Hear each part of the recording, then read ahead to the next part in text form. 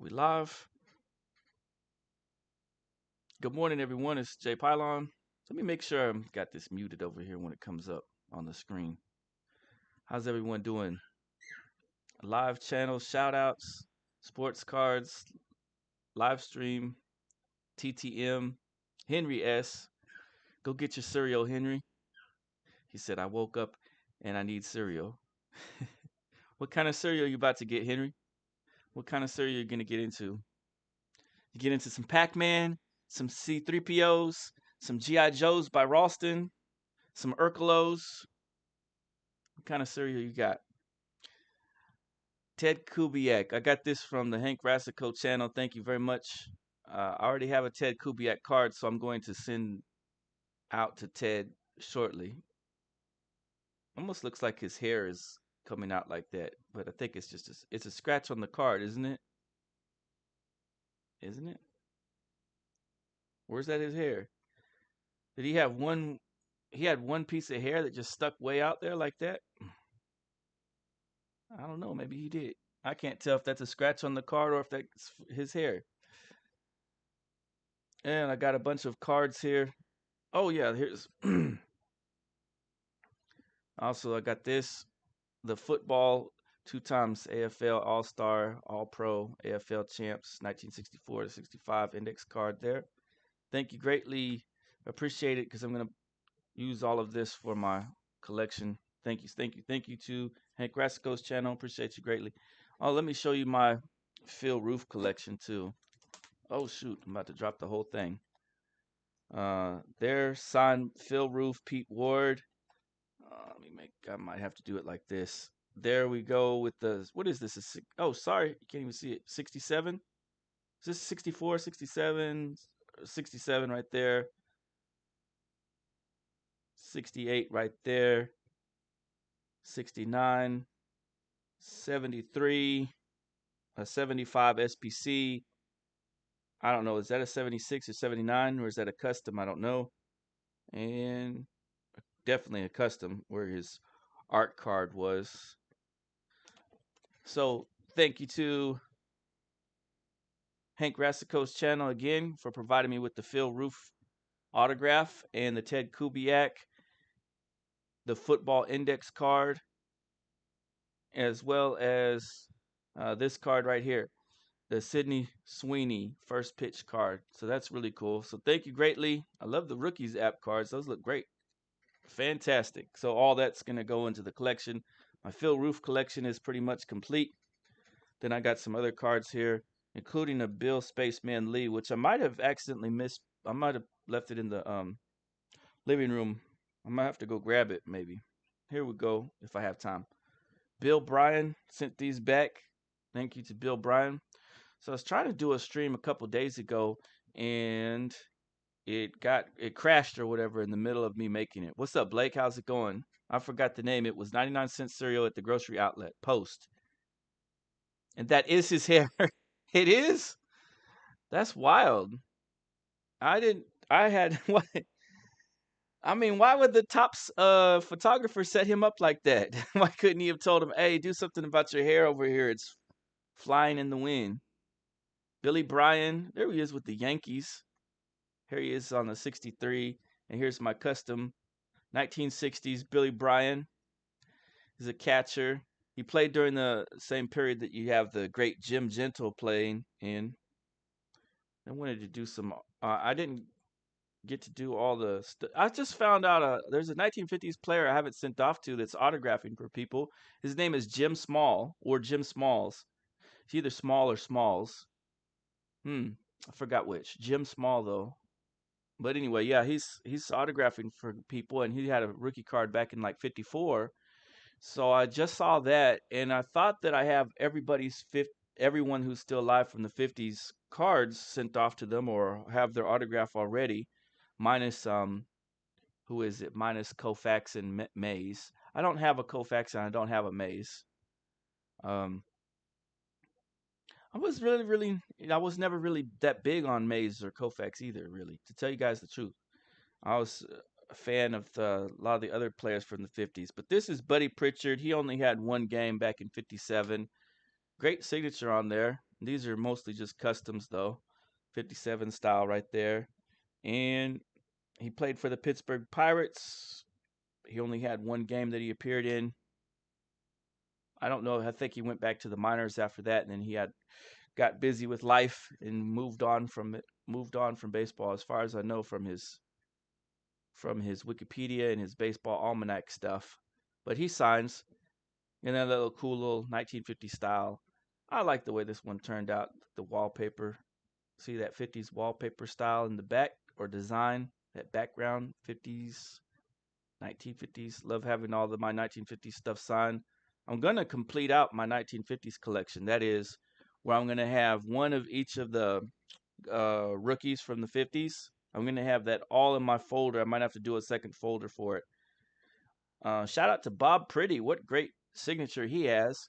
There he is on his 64 rookie. Tom Butters, I don't think, is any longer with us. I'm not positive, though. Butters. I don't think Butters is here with us anymore. There's this great looking 65. And for whatever reason, Bob Pretty kept the other card that I sent him. I think it was a 69 or something like that. I'm not sure. So I'm going to have to get one of those again off of eBay. I like it when they give you a heads up when the ball player is like, "Hey, I'm gonna keep one card, or I'll give you an index card, and because I'm missing this card or something like that." But typically, they don't give you a heads up. They just keep something at random. There's my 1960s custom style, the crazy wavy background of the trippy 60s. They got the little, uh, like the little design with the little flowers and hearts and all that in it, and then the cranky old curmudgeon Bob Boone, who cut my card right here on the 75. This is a 74. I just recently got this when I went up to the Mickey Mantle 7 card shop in Oklahoma City. Shout out to them. MM7 is what it's listed as. And there he is as a catcher with the Phillies. Here he is chopping off the side of the card. I don't know if he cut it open with some scissors and did that, or he did that on purpose, because I really haven't had much luck with Bob Boone over the years. This was like I sent out to him 2 or 3 times before in the past, but with years apart, spacing it. So like I had sent to him like in 2017, 2019, 2020. I just got back those two different times from Bob Boone, which was 2023, once in the early part of the year, and then once with these two. I just sent him these two. And thankfully, he's signing again. Hopefully, this is his signature. I'm really not sure if it could be his wife or something like that. Because if you guys know Bob Boone, like for the people that are out there in the Phillies area and they go up to Bob Boone, they say, "Man, please have your autograph." He's a bit of a curmudgeon, and he'll be like, "Leave me alone" or something like that. What everyone says anyway. And I kind of believe it, because this took try after try after try to finally get his autograph, and all my letters were pretty um a lot of adoration towards him, right? He was a really good catcher from the 70s on the Phillies. Then I got these two guys back. It's Steve Busby with his two no hitters, and Bill Stoneman has the same distinguishing cool little feature, the two no hitters. So I was glad to get back that. We got Vogs in here. What's good with it? Hi, Panay. Let me give you a blue wrench real quick. There's your blue jacket. Thanks for coming through. 57 Jim Small. Yeah, that's him all right. I have a Jim Small card, and he's signing for people right now, and I just saw him sign for someone on Instagram, and his signature is fantastic. He's using blue Sharpie for it, and I don't have him, and I can't even understand why I wouldn't have him, because I thoroughly go through, and it's so weird because I thoroughly go through my collection. I thoroughly go through older players. I thoroughly go through the list of 1950s players who are still alive. And then every now and then someone will pop up like Jim Small, who I don't have, and then I'm shocked by it, because I'm like, how could I possibly miss this guy when I go through this list over and over again. Another Steve Busby on a 1980. Love the 1980 set. That's got a big old crease in it somewhere. I don't think it shows up on camera. This one also has huge creases in it, unfortunately, on the 78. And there he is on the 74. I've got a lot of 74s. If I was doing like some of you guys are doing, you're sitting there and you're doing the whole um, like a year. Like some people have just 75s. I saw someone in the TTM community with a almost complete 75 set. I want to say that it is complete though, from what I saw. I want to give condolences for Mel Roach. I want to just highlight him for a second. Hey, Frank's Cards, undrafted player. Welcome in, guys. I cannot stay because I'm working. Okay, cool. Undrafted player, go ahead, go do you what you got to do. Just got back. Did you say something? No, I just said what's up, Vogs. That's all I said. Didn't know why I don't have them either, said Henry S. Good morning, everyone. It's the Mandela effect. That's what it is. Players are reappearing out of the Mandela stream into our existence. Because I should have a Jim Small autograph, and that's really weird that I don't. Especially since I collect all of those 54s and stuff, and I go through the list all the time. Um, this is I think it's a custom. Here's a 62. So Mel Roach just recently passed away, so RIP to Mel Roach. That's why I wanted to feature his cards for a second. This great card where they up close on him. That photographer got right in his face to take that picture, obviously. This got a hole down there in the bottom of it. I bet that was like chewed on by a mouse, probably. Not in my house, but in like I got a big lot of 1960s cards off of they were probably being held in a garage by someone, right? I got a big lot of 1960s cards on eBay. Real cheap too. It was like 30 cards for $10 or something. And so I was happy to get that. There's a custom on his 61 style. Here's the reprint 55. This is 59. So he was second baseman, mostly with the Braves. So his rookie card is 54, I think. There's another custom, really cool looking custom there. And a 57. I got some of his 54 stuff right here. There's his 60. And this is the Topps Archives. There's the Archives. Love collecting these Topps Archives cards. And then here's his 54. This is his 1954 Topps. That came out pretty cool. This it's really sharp. This card right here, this 56. I think this is a 56, but it had some cut from another card on there. So RIP to Mel Roach. Thank you for all you did for the community. Sorry to hear that he had passed away. I'm sure he lived a great life though. This guy's usually way up there in age when they're 19, when they got their cards or the rookies back in the 50s. Another player that just recently passed away and didn't let anybody, the family was not wanting anyone to know about it off the bat, was Bobby Morgan. There's his 52 reprint. Here's a card I had sent out to him that he really liked these Jackie Robinson ones. He played with Jackie Robinson. He said he went to go and watch that movie, 42. Jackie Robinson came into the league back in 47, so he played with them in 49, I believe, but his main season began in 50. So Bobby Morgan and Jackie Robinson played together in 1950. There's Topps Archives 53, another 53 Archives. Here's an actual 53 right there.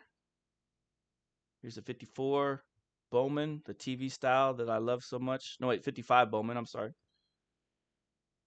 This is what I've collected a lot of. I'm going to have the complete set of this eventually on these 55 Bowman autographs. There's 55 or 56 Topps right there. Then I got a bunch of 58s. 1958. RIP to Bobby Morgan. He was right here in Oklahoma. He was very kind enough to always, sign for me. I didn't hear from him for a little while. He died back in June, but it was just announced in August. I know here we are in September now. It was just announced back in late August that he had passed away because his family didn't want to alert everyone to his passing. So RIP to Bobby Morgan. RIP Eddie Bersaud, who also passed away. There's a custom he did when he was a part of the All-Stars. This is the Red Sox player that he's with, and he was on the Giants. And I forget who these two guys are. I've got them wrote down somewhere. There's a little custom. There's his 75 or 76 SPC. Here's a 65. Here's two 63s that I got. Both of these are pretty sharp 63s. Love looking at those. 62. Here's a 61. 61 came out really sharp too. It's excellent to near mint just about on this 61. Great looking picture there. And then I got some 58s and 59s right here. Oh, sorry, you guys can't see that. 58s and 59s. 58, kind of dinged up there. His rookie year, 1958 card, I believe. So 1958 was his rookie. MLB second baseman, shortstop, 12-year career in the majors. Brazil was an All-Star and World Series champion. He hit 94 home runs, had 365 RBIs. RIP to Eddie Brazil. Really nice with the TTMs. Really good player. I got my Phil Roof collection all here. So this is all complete. Thank you to the Hank Rastico channel for that. I got my Bill Spaceman Lee, but it's actually over here on the living room side. So be right back to go grab it real quick, and I'll come and give it back to you guys so you can see what it looks like. Just a second. I'll be right back.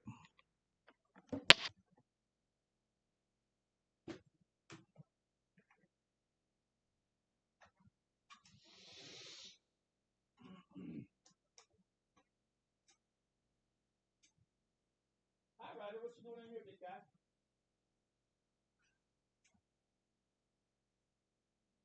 What you doing? Playing?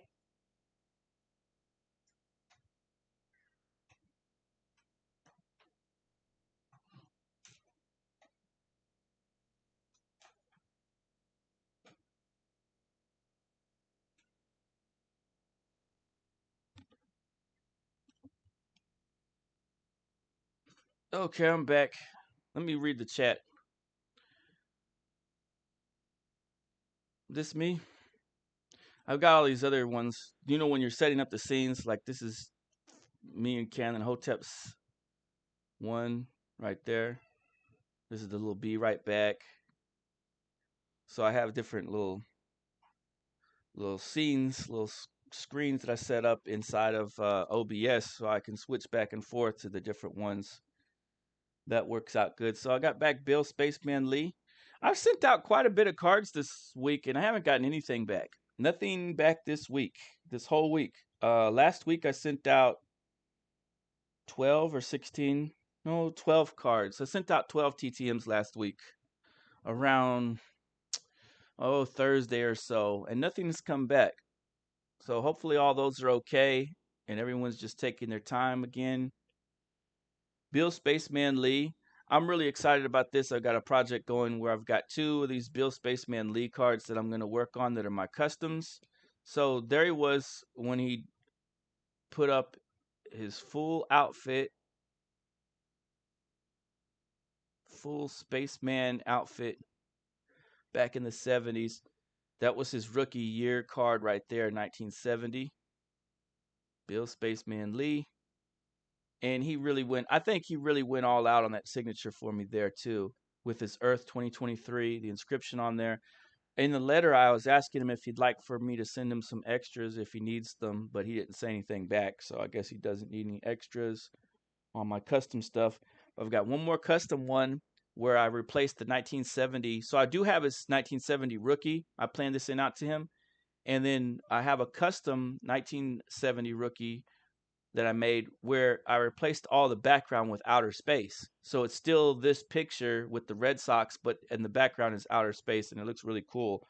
So I'm planning to send those two out to him because I know he's like two at a time. Some people get away with three, but I didn't want to risk it. And there's his 74, which that looks great. That came out great, and I was excited to get all those. What would I pay? Like almost, it was $17 or something like that to get 18 1974 cards from that Mickey Mantle shop. So they were about $1 a piece. We'll see what we got in the chat so I can read all everything off you guys are saying because I'm behind on everything. I can't stay. Said undrafted player. Appreciate you for being here. Hello Vogs. Appreciate you.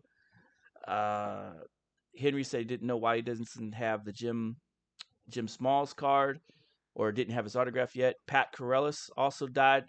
I'm not that familiar with Pat Corellis. And he was good for the TTM community, wasn't he? I don't think I have his autograph. If I do, I think it's over in my miscellaneous box. I'd have to check it and see. I want to buy some stamps for the TTM request. I need to work. Right. We have to work to get the money to get the stamps. Frank's Cards and Collectibles. Here's your jacket. I got to put you as with the blue wrench too. There you go. A lot of 60s cards, you say. Any 65s, I ask because I'm putting that set together. No, I don't have any 65s. They're all like 1960, 1961, and most of them are all reserved for sending off to TTM. I don't have any extras. They're all going to be sent off in the mail for TTM purposes. I don't think that I have any extras. Except TTM. BJ is a great TTM signer. Is that BJ Armstrong? Hey, Scott Spalding's in here. Welcome in. Appreciate you for being here. Sensei Domino, appreciate you. Frank said it's all good. Yeah, I appreciate you guys. So that was what I had, and these were all from all my returns from like last week that came through. And so this week, nothing has come up yet. I'm going to check my mailbox later today. I have that. Most of you guys probably do too, the UPS alert system, so it can notify you when you're about to get something in the mail. That way, because I have everything on my little checklist, I can say, oh, well, this is coming from Richmond, Virginia. Obviously, it's going to be Bill Lee or whatever. But I haven't gotten anything this week. So hopefully, fingers crossed, next week will be better and I'll start getting some returns. I don't know. Maybe they have all disappeared on me. They're all gone. No. Start screaming about it. Iceman, salute. Welcome in. Yesterday we were covering I got to do one of these days. So this is my TTM segment and things like that, but I'm always so busy. And I got exams coming up, so I'm going to be busy again. So you guys won't see too much of me. I know I was getting a lot of different messages from a lot of people that were like, "Where's Jay at? How you doing?" I'm doing good. I'm okay. I just got exams coming up, so I got to do some more studying for that. I'll be gone on that. And if I had the time, which I don't really have the time for it, I would like to do one of my gematria streams, one of my esoteric breakdowns. For maybe I'll probably put it on Rumble because YouTube is so strict about what they don't want you to say. Like you say one little thing, you'll catch a strike for something, even if it's nothing. Okay, it'd be nothing. It wouldn't be anything negative or like no foul language or anything like that. But they're so strict, and they have a new program too. If you saw on your YouTube thing where it says if you get a strike or you say something that's wrong, thank you a lot, Big Brother 1984. If you say something that's wrong, they'll put you in a course or a class, and you'll have to take that for social media awareness or some garbage. So that's I haven't gotten any of those over here on YouTube, thankfully. But I don't want to catch any either, so that's why I was saying I'm probably going to have to do when I do something more along the lines of a decode of popular culture or whatever I wanted to talk about. It'll be over there on the Rumble thing because of the strictness and absurdity of you know what they allow you or don't allow you to say over on the YouTube streams. Well, sometimes the conversations I feel like sometimes the conversations in our card collecting community they sound a little spicy every now and then. They're nothing too major or anything, but they get a little spicy here and there. But we don't catch the ding for it, right? We don't get in trouble for it necessarily, but I don't want to risk that either. So that's why I was saying I'm going to try to, when I find the time, I'm going to try to put some stuff out there on Rumble. Good luck on your exams. I appreciate that greatly because, yeah, I got to go, need to get some more vintage fuel. Yeah, I've got to do I got to do my exams coming up, so after that, hopefully I'll have some freed up time to do some more videos. And I got one of the things I wanted to do a video on, and I'd really like to take the time to do an actual big. Oh, sorry guys. I want to show you guys the. Oh goodness, this big babongler right here. This is the Apex Stream video machine, and I'm the only owner of it in the world. It was the winner of the 2004 CES. I don't know if I can even show it on here. If I could bring over the little camera for it real quick. There you can see Apex Extreme. This is the media game console that was the winner of the 2004 CES Best in Show Consumer Electronics Show winner. And I have some old vintage videos of this. This is all the stuff that they sent with it on there. And basically what I did was use positive confession. I told people at the time, I said, I'm going to get the Apex Extreme even if I become the only owner of it in the world. I'm going to get the Apex Extreme. I'm going to get the Apex Extreme. So eventually one day, out of the blue, I had a feeling to go jump on eBay and contact Apex Extreme, which I didn't even know they were on there. I did that. They contacted me back. They were like, "We've got an Apex Extreme system if you want it for $100." So that's how I got that. So I sent off I gave them the $100, I think, in a check. Well, this was 2004, so this was 2004 that happened. They won, I think, in 2003, either 2002 or 2003. They won the CES Show Award for Best Consumer Electronic. And what it uses is called Phantom Disk technology, so that you can put a PC game in it, and it will already have the key inserted in there. So there's no loading, there's no wait. It just instantly comes on. The game instantly comes on, just like it would in a console system. So that was something that people thought was going to be huge. They thought that it was going to be the next wave of system technology at the time.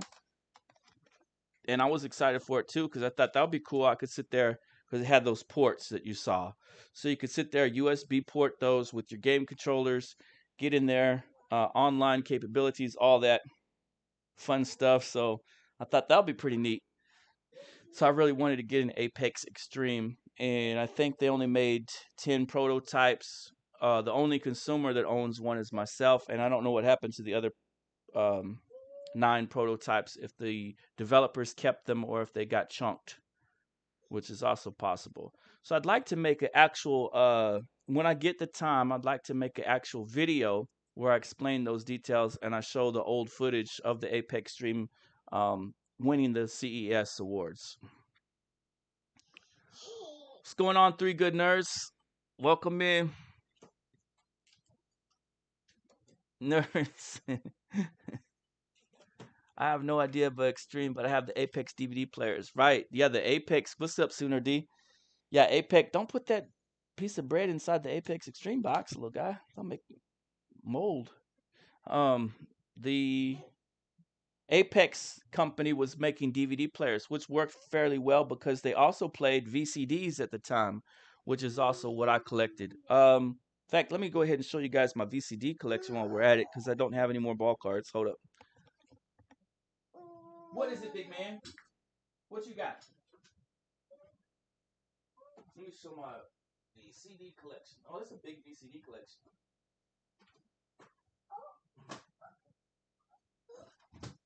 You okay, Ryder? Tripped over the bike? Alright, this is the VCD collection I got now. Let me move this aside so you guys can see.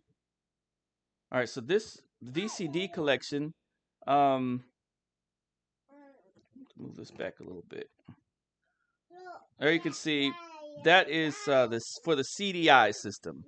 Philips Magnavox CDI system had VCD capabilities with digital video at the time. So we're looking at 1990s. This would have been from 1993. Move some of this other stuff out the way. This is that $250 game right there. I have the entire collection of CDI Um, rare titles. This was the Nintendo one, the Link CDI title. These are these are VCDs, so video CDs. Excuse me, I forgot to bring my water in here. Video CDs. There's Captain America: The Winter Soldier. I also had the Star Wars trilogy on this as well as the sequel trilogy too. Captain America: The First Avenger. You have an All-Star Party, karaoke, Thor, The Dark World, and Constantine.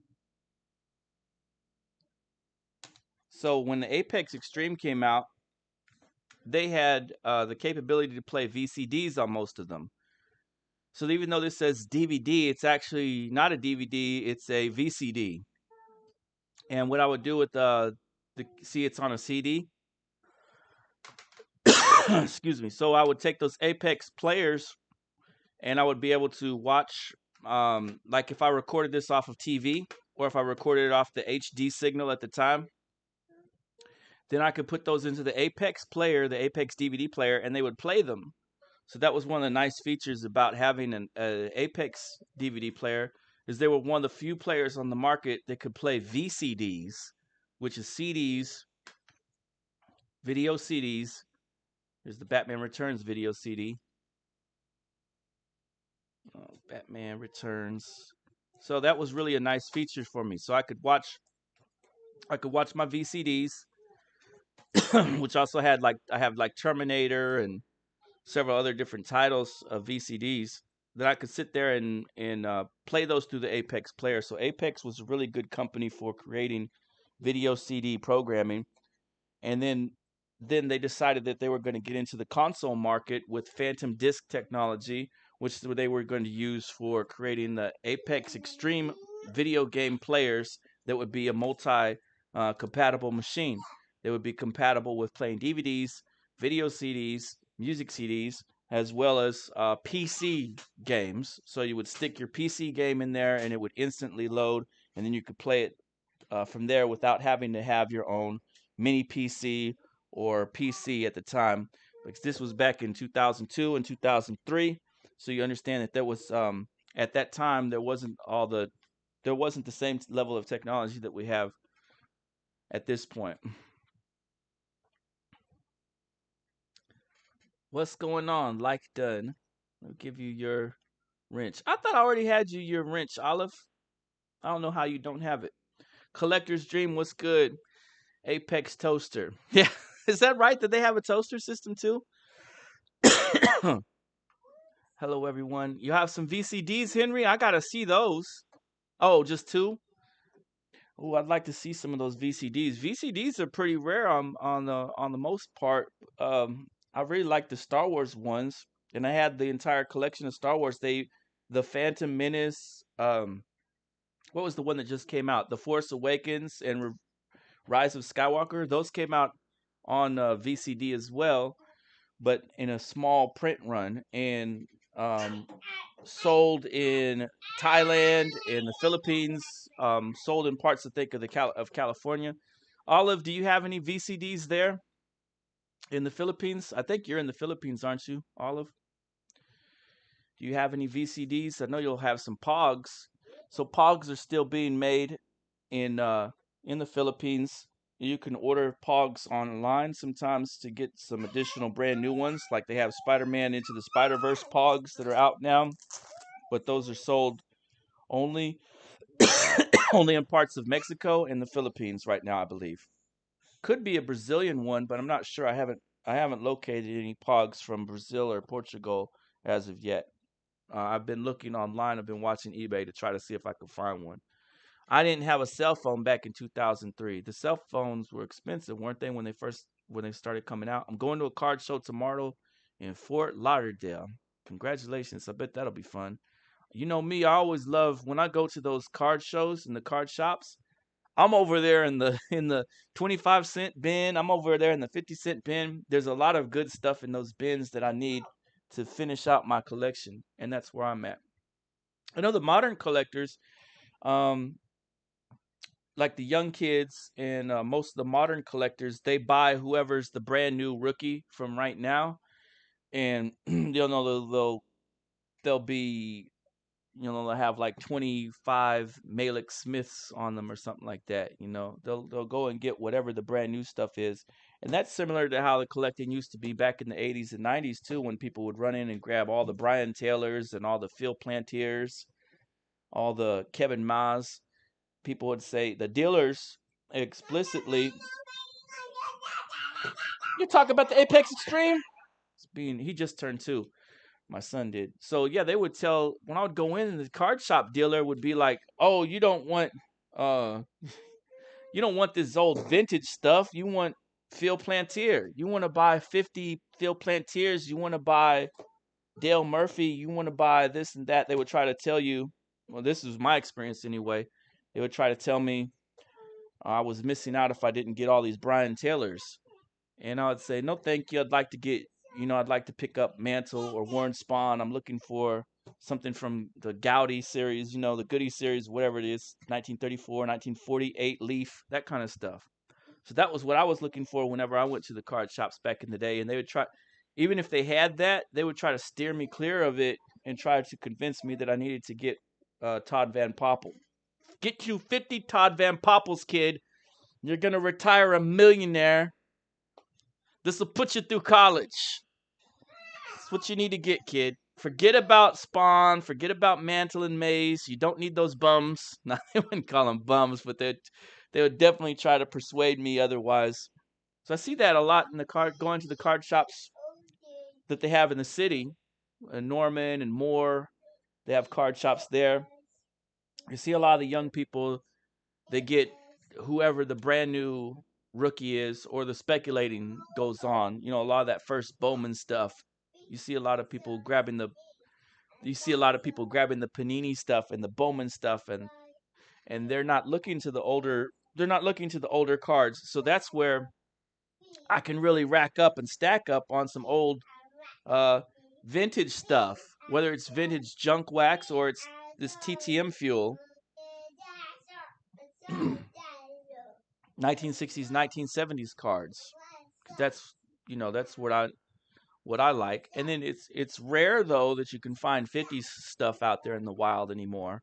It used to be that back then in the 80s and the 90s, when no one was wanting you to do the 50s cards, you could easily get 50s cards like for $5, $10, that kind of stuff, of some good players. I remember buying a Pee Wee Reese for like $5, and it wasn't in too bad a condition. It was maybe in good condition. And it was was it a 52, 53 Pee Wee Reese? And then, whatever else I could find. You could find it pretty easily. Nowadays, it's harder and harder when you go to these card shops, you go to these shows, you go to the garage sales. You can hardly find any of the old stuff, the really old stuff, like from the 40s or 50s. Love the Spaceman cards. Love the Earth inscriptions. He hooked that up, didn't he? He was at the Sooner D said he was at the dugout in Norman. I didn't even. He's talking about how he loves dinosaurs. I really love to go check out those card shops, and I didn't get to go see the dugout yet. I went to Mickey Mantle 7, and I went to one other spot, and I can't remember its name. I don't know what the other place's name was, but they had a lot of junk wax in there and a binder. So I spent my whole time, going through that. I had two young guys who were working in there, and they were just off in their own world. And so they weren't paying any attention to me or what I was doing or anything like that. I think they were talking about Indiana Jones. Like they were discussing about how they would like to see another Indiana Jones, maybe in a series or something like that. And I was busy going through that folder, and I picked up Olimar and a bunch of stuff, all for $quarter a piece. Joy Cora, rookie card, one of his rare ones, one of his minor league ones. I was always a Joy Cora fan, so I got into that real big. LCS is all ultra modern. Are your local card shops all ultra modern? Excuse me, guys. That's what the kids want, though, and that's what you see the adults guiding the kids into getting is just the ultra modern stuff and a lot of speculative buying. And it really reminds me of back in the day when the dealers were telling us to load up on Todd Van Poppel, load up on Brian Taylor, Kevin Mess. Uh, we were told Phil Plantier was the next Ted Williams. It was that kind of environment. So they're doing the same thing all over again with this stuff from the 2020s, right?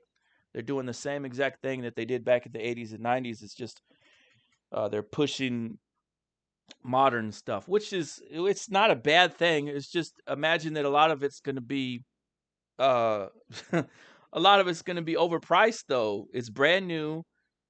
Those players are all these guys, these new guys on the Panini stuff and the Bowman firsts and all that. They're untested. You don't know if there's going to be a season-ending injury. God forbid. You hate to see it. I hate to see it when that happens to them. I want them to all have longevity as best as they can.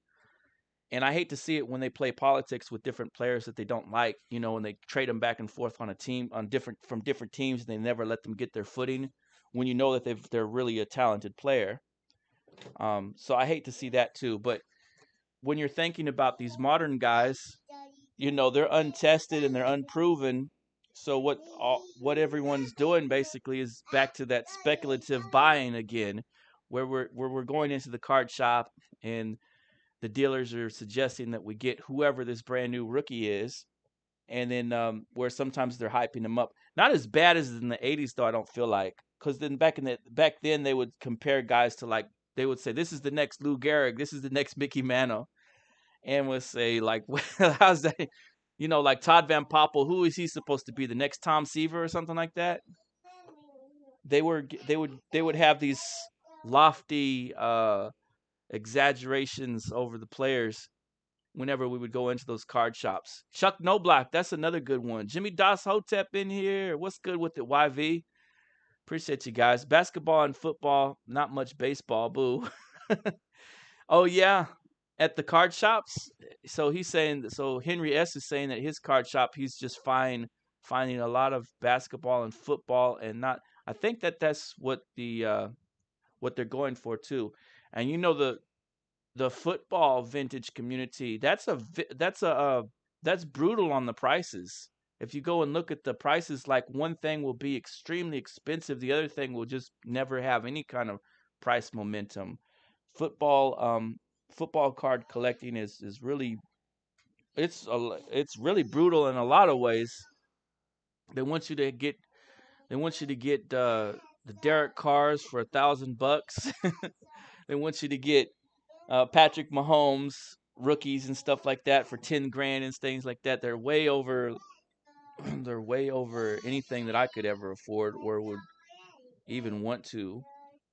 If ever I came along and was able to find something in one of those packs, you know how Fairfield and those other companies put out those packs. If ever I pull something really grand like that, I'll just keep it in my collection. Which I'm not sure. What are you guys gonna do with your collection when you guys are you guys gonna pass it on in the chats? What are you guys gonna do with your collections? I'm gonna try to pass my collection on to these wild babies of mine. I'm not sure that they're going to. So far, they don't really care for it. My son is 4, and my other son just turned 2.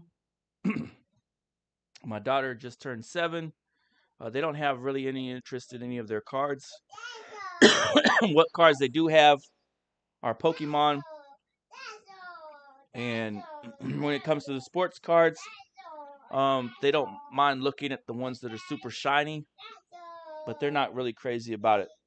But I told them I'm gonna leave them this collection when I'm gone from this earth. The collection will be passed on to these wild babies who will then be all grown, hopefully. Good morning. How are you doing, Driller and Yelly? I don't recall seeing you on my channel before. Welcome in. My son is crazy about dinosaurs. That's his phase right now. Everything is dinosaurs and T-Rex and whatever other dinosaur he can think of. He talks about dinosaurs all the time. I barely find football at my local card shops. I need a custom card. I needed that January 6th Uncle Hotep card. Okay. That sounds like a good one. 1776. They're coming to get their freedom. YV.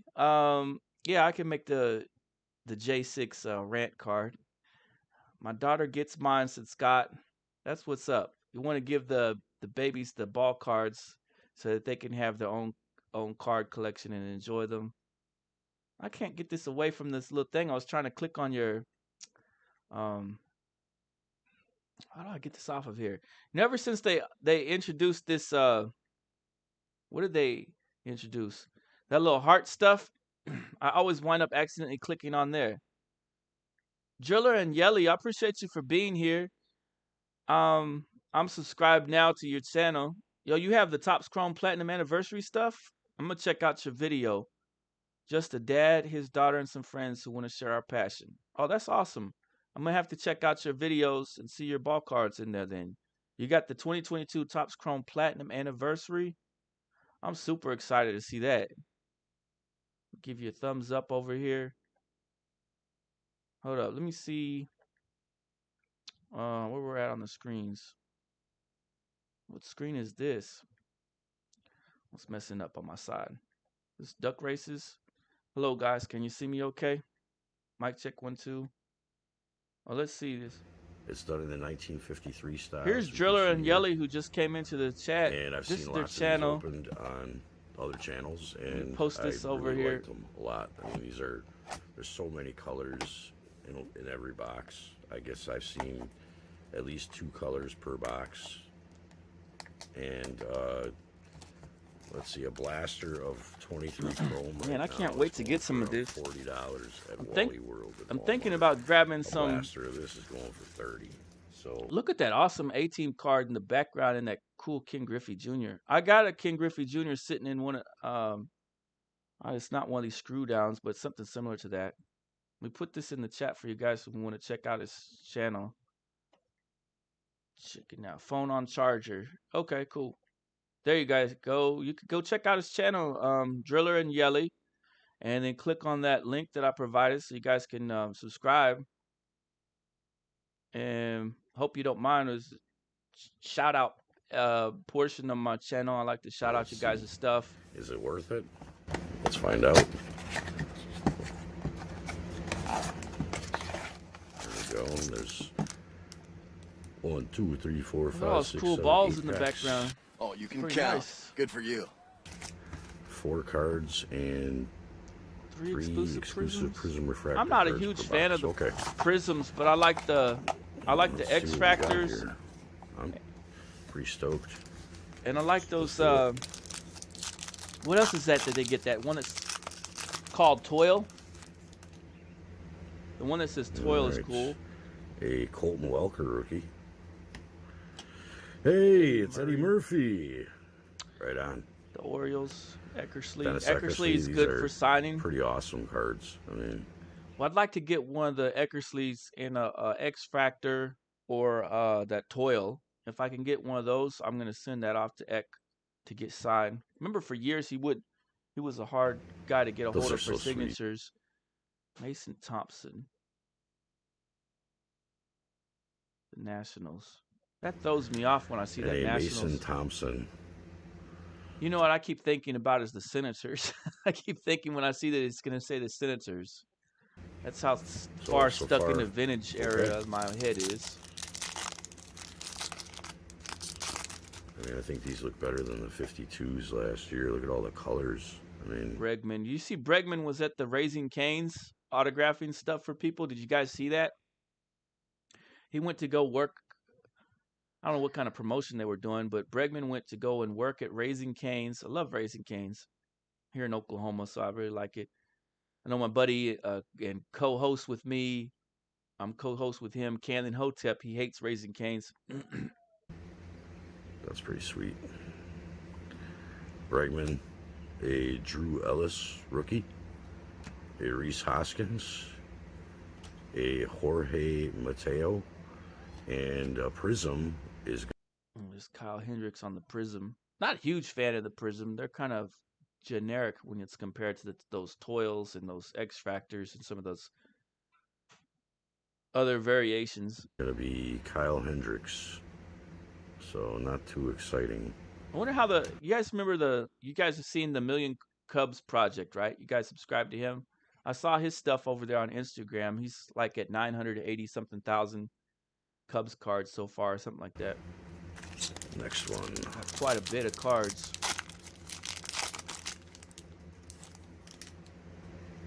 Okay, a Jackson Kowar rookie. Oh wow! Look at that. This is like that Aqua Lava. Yeah, the blue waves, Eddie Murphy. Aqua wave, or whatever they call them. That's pretty sweet.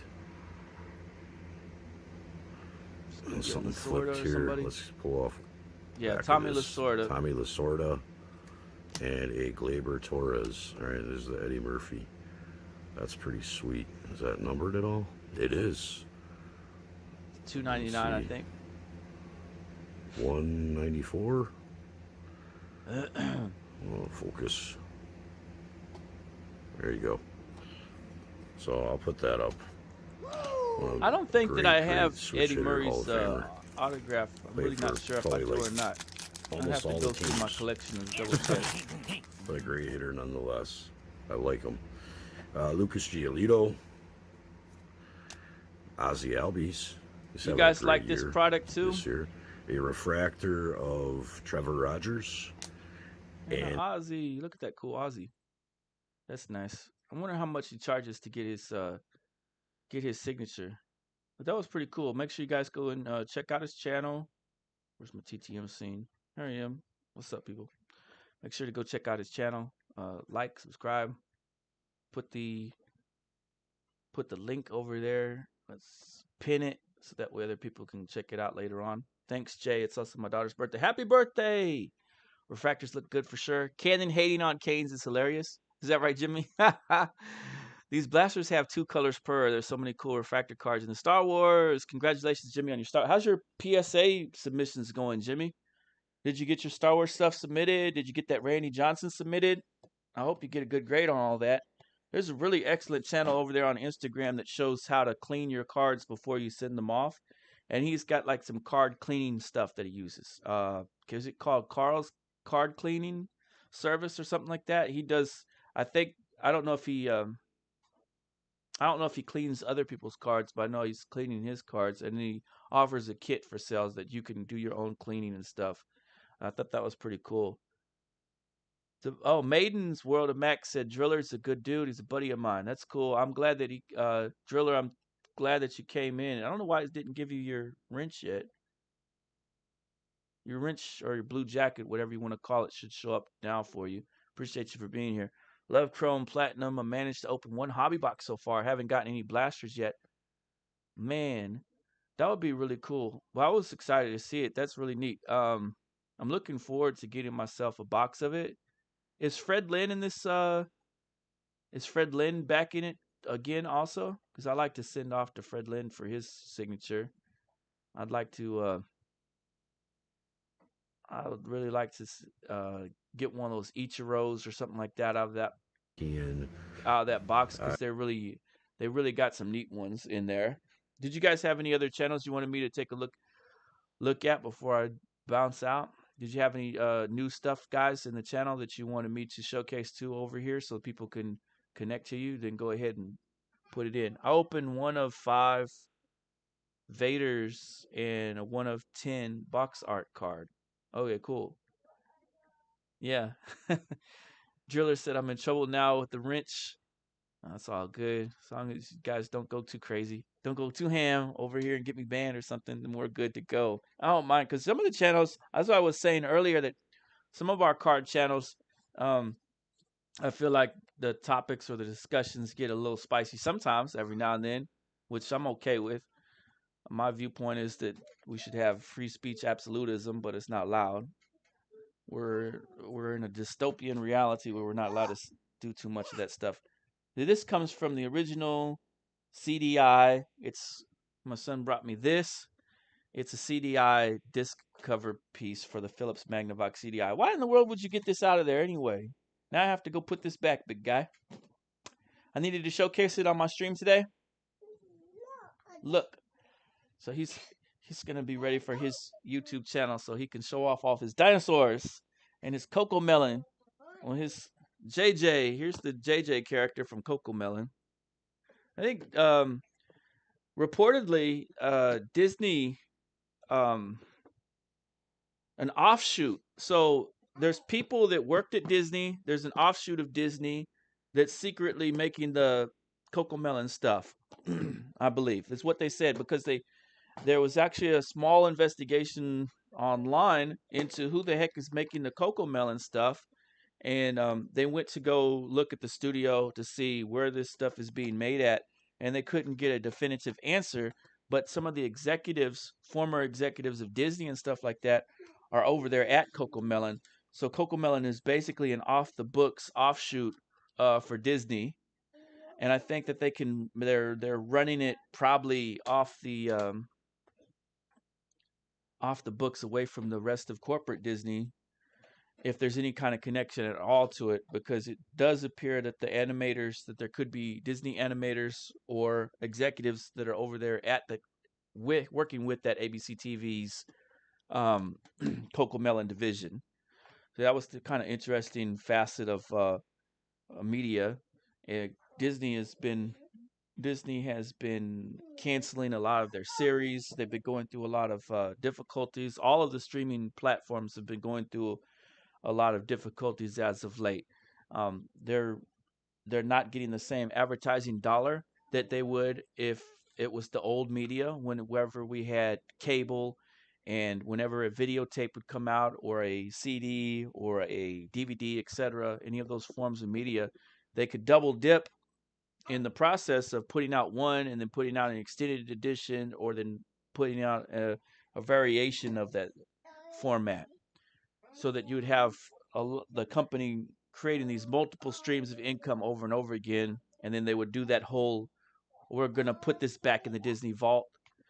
So that's gone away, and in replace of it, they're counting on massive numbers of subscribers to these platforms, but there's multiple networking channels available in the streaming world. So we have Paramount Plus, we have HBO Plus, we have Disney Plus, and all this. The streams go on, but the dollars are they're bringing in are not the same. So you get the Hollywood strike going on right now, and you get a lot of this. What the companies were doing, like Netflix and Apple and Disney, was doing quantity over quality, basically, where their underlying message or agenda is really what they're trying to push through a film or any selected piece of media. So they would sit there and shovel out a whole bunch of different films and media, like they just like what they're trying to pull with Snow White, and what they've already done with Peter Pan, which they're not being very successful with. And I just watched that. I didn't care for that new movie Crater, but they do have quality work, like the Giannis biopic was really good quality, and I enjoyed that. But when the company's pumping out different stuff at different levels, and there's not really a lot of gatekeeping in their division for it, you're seeing you're seeing the companies have to cancel these series. So a series about Nemo is being canceled. Not Finding Nemo, but Captain Nemo. Captain Nemo series is being canceled. They've already created that, and then you have another series being canceled, which is the Spiderwick Chronicles. So they're losing a lot of money. I think they've lost $2 billion, and their new version of Indiana Jones wasn't successful either. And I heard it was really terrible. I haven't got to see it just yet.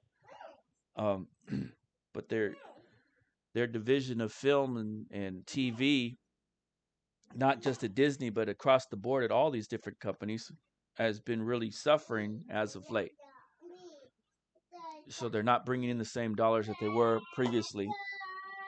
So I could certainly understand if Coco Melon is an offshoot outside of the um, territory of what Disney could touch, because that way, once it was in that corporate structure, it could get ruined. If somebody else is handling it over here like a pet project, then they're not going to be able to damage the branding as much. Thank you for the shout out. Appreciate it. Hank Resico. You have to go back and watch the first part of the video if you're able to later too. I know I'm kind of making a long video here. But I was able to put I was showcasing the stuff that you had sent me, a part of my collection, including the Phil Roof stuff. So here's my Phil Roof completed collection. You guys can see that okay? So I was excited to get that and excited for the index card. I've got a place for that in my folder, my index folder that I'm working on. I have a bunch of index cards that, I'm not an index card collector, but I have a collection of them, so I'm sticking them in my index folder so that I can keep track of everything. Sometimes I have to write on the back of it who I got, and I was saying a huge thank you for this Ted Kubiak card with his crazy hair sticking out every which way. Um, I have his 69. I think I have his 70 or something along those lines. So I'm going to be sending out to him shortly. I didn't get anything back this week, this entire week, and here we are on a Friday, and nothing has come back from my TTM. Last week or the week before that, I sent out like 12 TTMs altogether or something along those lines. So hopefully it starts to pick up later and I'm able to get some more TTM back in. I'd really like to. Let's see what we got going on. Pizza Friday. Yeah, I'm probably gonna. Disney's ruining their legacy. Think they're hurting their brand by putting out quantity over quality. They've really got to buckle down and get back to just staying on brand. And the way Lucasfilm is with the Star Wars series, I know I just saw Hank Rasico got that doorman character. He's just a doorman, just a Twilight doorman. He opens the door for people in that ball card that he got, the Star Wars card. Um, but I know that when they're putting out different stuff that doesn't have the same quality per episode or levels, when they introduced, so that in Mandalorian they introduced Jack Black and Lizzo, right? Now there's fan edited versions of things, and I prefer to watch those ones to avoid some of the nonsense that they put into it.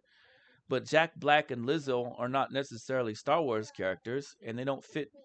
They don't fit. They don't fit in that Star Wars universe. I mean, just looking at it, when they had Jack Black come on there, I'm just seeing Jack Black. I'm not seeing like a Star Wars character. I'm like, well, this is ridiculous. They're kind of taking us out of the element just because they want to be, you know, modern or give a cameo to some actor that wants to be highlighted. So there's that writer's strike, the strike that's going on. So those five late night characters: Jimmy Kimmel, Jimmy Fallon, Jimmy Oliver. Who's the other two clowns? Stephen Colbert and whatever his other name is, I forgot. Those five characters have started a podcast, and I guess I don't know for what company they're going to be on, but they've started a podcast now, and there's Conan O'Brien. He was really one of the main talents of the comedy scene. When he wrote for The Simpsons, he wrote for a lot of those different writers. It was really Conan O'Brien, his his comedic stylings were really the highlight of some of that late night era. He was like the ghostwriter for a lot of those different guys, or they would bring him on to help even out a show before he had his own Conan O'Brien show, which was always pretty entertaining. I like the one where he had all those kids come in for the live episode. um, saw Indy. It wasn't terrible. It was just okay. The Giannis biopic came out way too soon. Should have waited a few more years. And that was a really good Giannis biopic for you guys that got to watch that. Less quality when you pound the cash cow. The woke stuff. Your Hank Rasico got his first Star Wars card, that doorman card of a doorman who opens doors for characters. That was pretty silly. But yeah, it was autographed by an actor.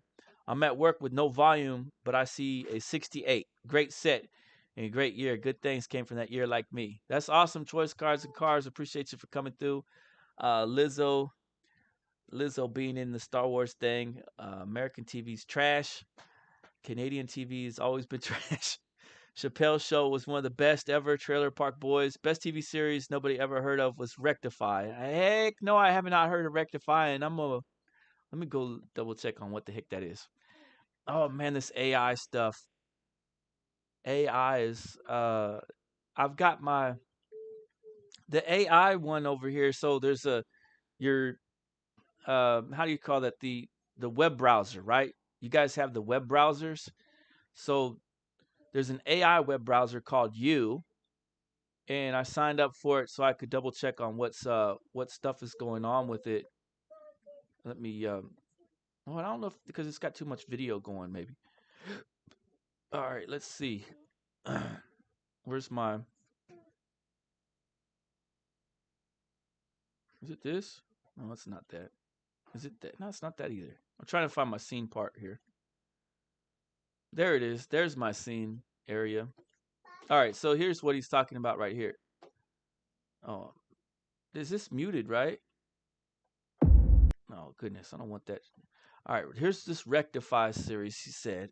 Relaxation day with Rectify. Catch up on all 3 seasons before the powerful conclusion on Sundance TV. Yeah, I'd never heard of Rectify. So it's a brand new series. Who are the actors and actresses in it? Let's see. It says Aiden Young. Am I reading this right? And that's their character down below.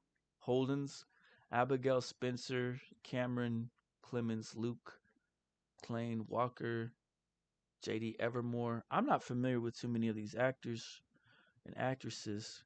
I guess they're from a modern TV series. My head is oftentimes stuck in the old stuff. So sometimes I'm not too familiar with, like, I'm slightly familiar with this Wheel of Time. I've got it queued up to watch it eventually, but I didn't know anything about Rectify, so I guess I'll have to check it out. Daniel Holden must put his life back together after serving 19 years on Georgia's death row before DNA evidence calls his conviction into question. All right, so I'm gonna have to check out this Rectify then and see what that's all about. I wonder if they have anything else new on here. Rectify. Oh, I don't want to watch One Piece necessarily. That's based on the anime. Oh man. I'm so behind on all my shows and series. The Leftovers was really interesting, wasn't it? I didn't get to finish that either, or The Americans. Just barely got into that. I'm watching I'm watching Ahsoka right now. It's I think it's really good. It has some missteps in it. And I bet that a fan edit version will come out of that. I haven't seen Oppenheimer. I like Christopher Nolan. I haven't seen this Blue Beetle. I don't know if I really want to watch a Barbie or Blue Beetle. Rebel Moon, is that any good? It's like Zack Snyder didn't get to make a Star Wars thing, so he made Rebel Moon. Is that what that's all about, or is that Star Wars related? Suits. I don't care to watch Suits. Only Murders in the Building. I have that queued up, but I haven't started it yet. I did watch this Heart of Stone. This is Gal Gadot, and it was a little action movie. She's kind of like a female James Bond kind of girl character, just about. It was interesting enough. It was a fun little watch.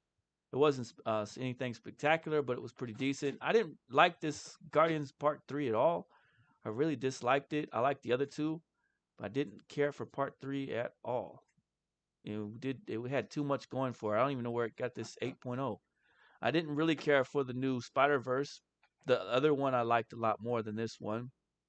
And this is really long, and it's 2 parts to it. I might go see Gran Turismo maybe.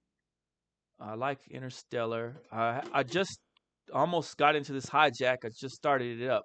Elemental, I really enjoyed. I watched that at the theater. What else they got on here? Painkiller. I don't know what Painkiller is. I liked Mission Impossible a lot. I'm planning on watching Dungeons and Dragons. I've never seen Breaking Bad. Yeah, when it comes to the newer TV series, I have not watched very much of the new TV series stuff, guys. I'm pretty much out to lunch on that on new television series. There was one I just started up. Where's my TTM scene? There I am. There's one I just started up that was about what was it? Oh, Rodeo. A new series called Rodeo that came out, I think, on the Hallmark Channel, and I just began to watch that, and it was kind of interesting, but it wasn't anything spectacular. So it's hard for me to, with the kids, exams coming up, and everything else I got going on. It's hard for me to ever sit down and get to watch any of the newer TV series and get into those. It's going to take a long while for me to watch all of that. Leftovers. Let me see what you guys said.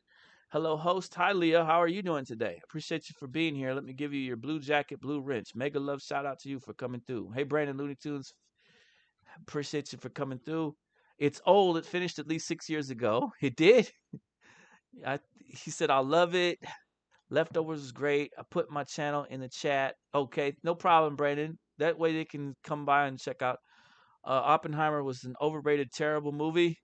I've never seen Breaking Bad. That's correct. Uh, yep, that's about it. But I guess I'll let you guys go. I'll go get him fixed up.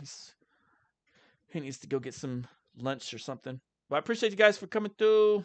Thank you guys so much. I'll chat with you guys later. Um, I think I had some appearances over there with the Hoteps on their channel and their streaming stuff recently. So I'll probably be doing some kind of stream with them again tonight or something like that. Or what is today?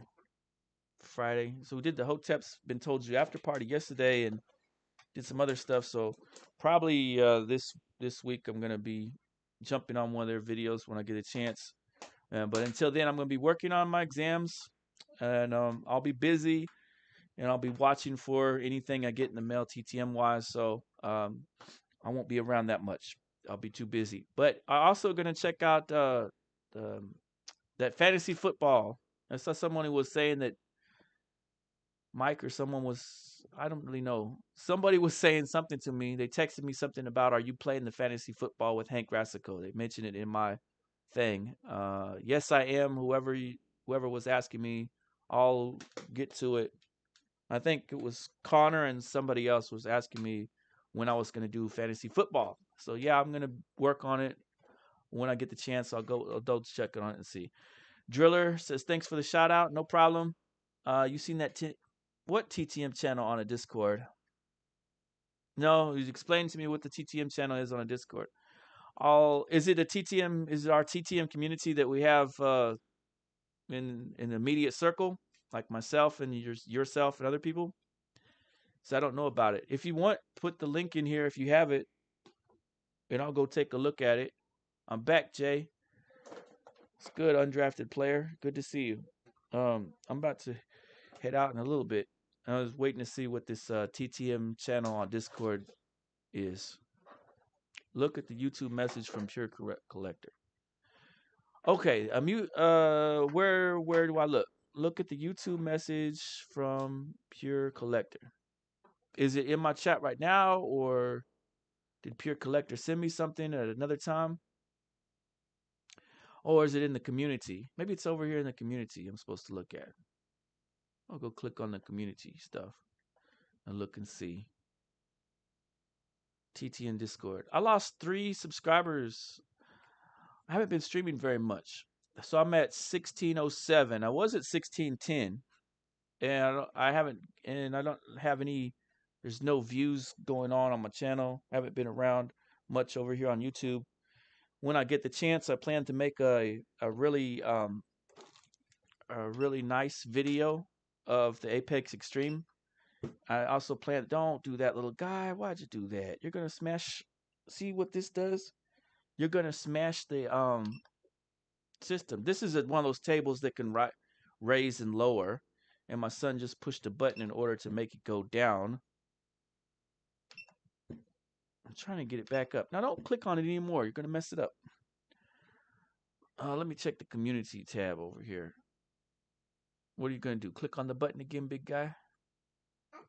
No, not okay. I'm not telling you to click it. I said leave it alone. No, leave it alone.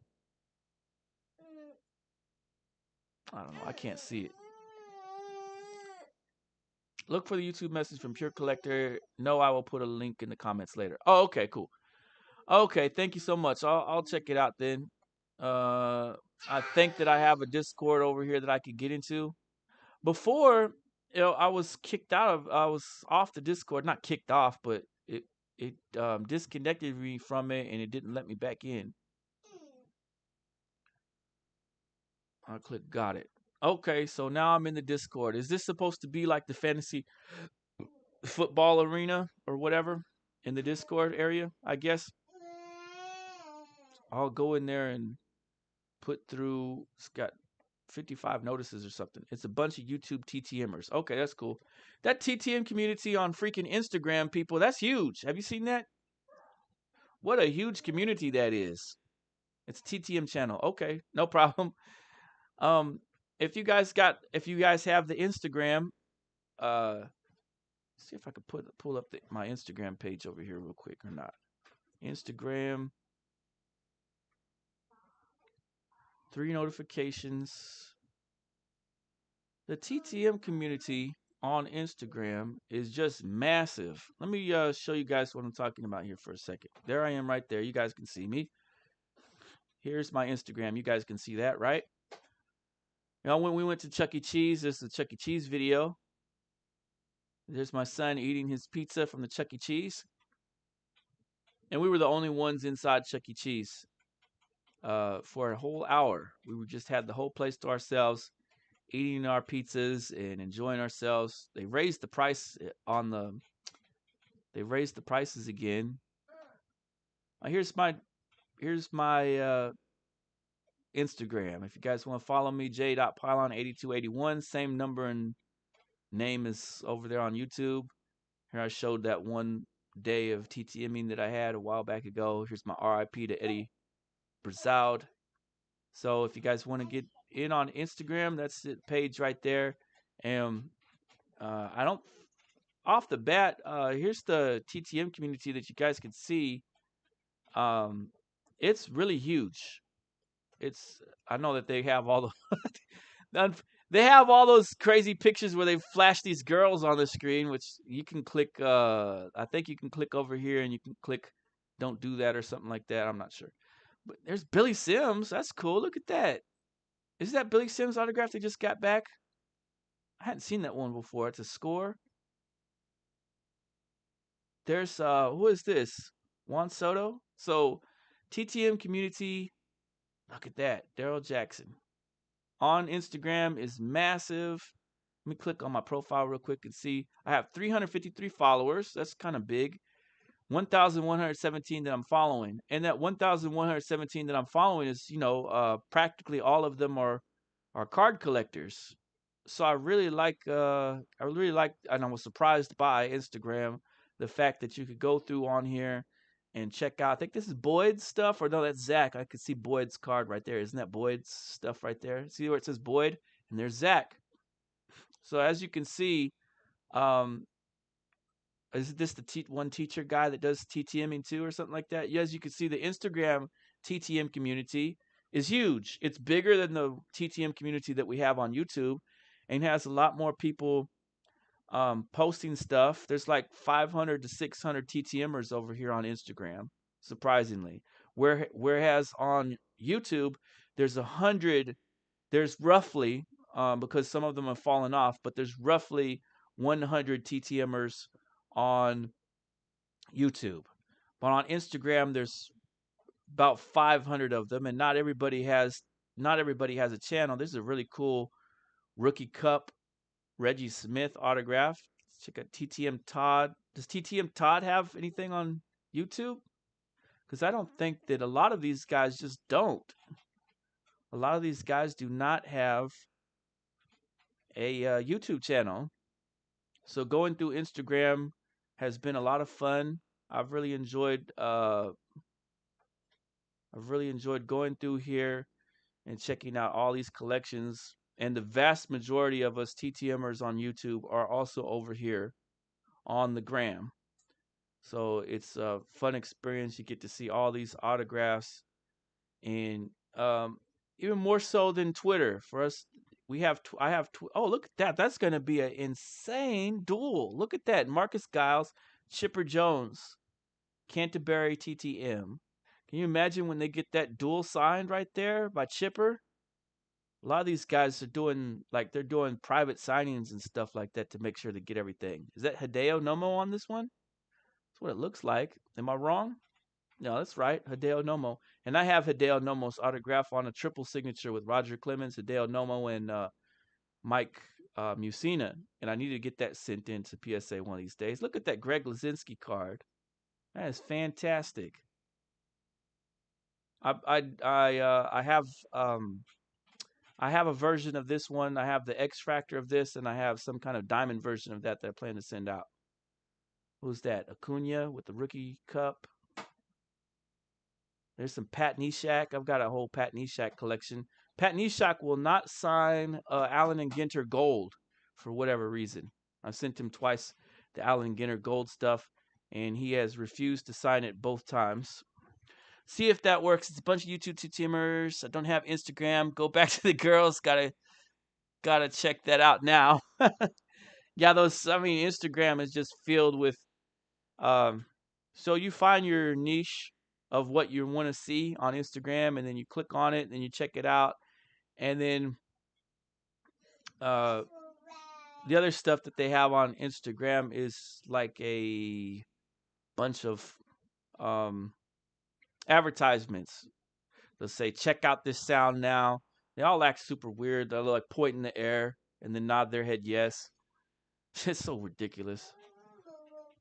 The modern day stuff is all so out of whack. Duncan's autograph on there. What is this? A Trout? Look at that early Trout, 2009. Good night.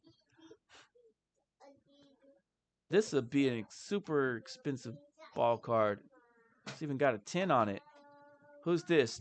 Daryl Chaney. I don't have this one either. Kane autograph.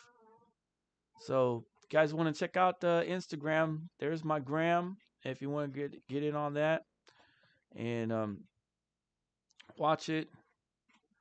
We're gonna talk boxing maybe this Friday, Saturday. I think we got the Logan Paul fight is coming up and some other stuff is going on. So I plan to talk about the boxing that night. If I get away from my exams, if I can do it, I'll go ahead and talk about the fights and we'll cover them at that point. Oh, I think my phone went out. All right, guys. So that's that for today. Appreciate y'all for coming through. It's good with it, Ronan. Ronan has a show on YouTube that he always has a bunch of different topics. Neshek is a huge card collector. He sure is. I sent him some Kirby Puckett stuff because that's what he collects. But he won't sign Allen and Ginter Gold for whatever reason. So I sent to him the 2019 Allen Ginter Gold before in the past that he's never signed it. He has something against it.